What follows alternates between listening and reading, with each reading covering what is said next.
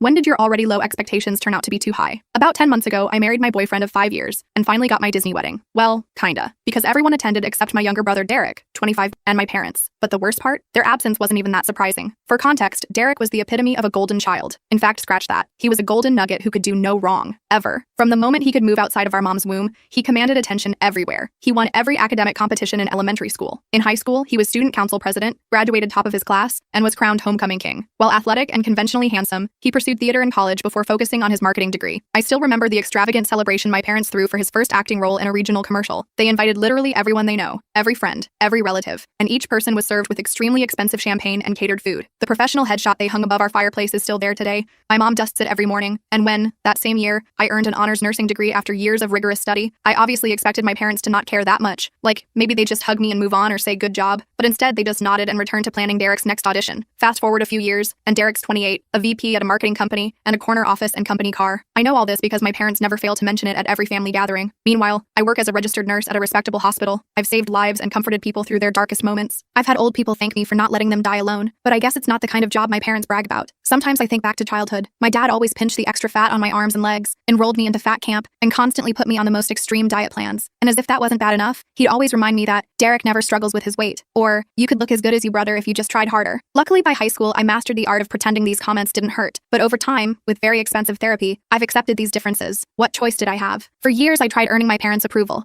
taking classes they suggested, joining clubs they picked, even briefly attempting theater, a failure Derek never lets me forget. But nothing was ever enough. By my late 20s, I stopped trying to impress them. I focused on building my own life, advancing in my career on my own terms, forming relationships with people who valued me for who I am. Honestly, things got better after that. Knowing my parents were obsessed with appearances, I kept interactions with them superficial to avoid conflict. They didn't seem to notice my emotional distance since they had Derek to fawn over, or if they did, they didn't care. It was around this time that I met my husband at a hospital fundraiser through a mutual friend, and unlike my family, he actually saw me. He loved my sarcastic humor, my compassion for my patients, and yes, even my body type. He was one of the first people in my life who never suggested I change or compare me to anyone else. He made me feel worthy of love, and after 5 years together, he organized the perfect proposal, a quiet night at home with takeout and our favorite show playing in the background. It was perfect, intimate, and completely true to who we are as a couple. Naturally, I told my parents about my engagement last year. Their reaction should have been my first clue. There was no congratulations, just silence. Then my mom asked if I was really sure about rushing into things and suggested I might want to tone up before the wedding. My dad barely said anything at all, just muttered something about the expense of weddings before changing the subject to Derek's recent vacation to Greece. During our engagement party,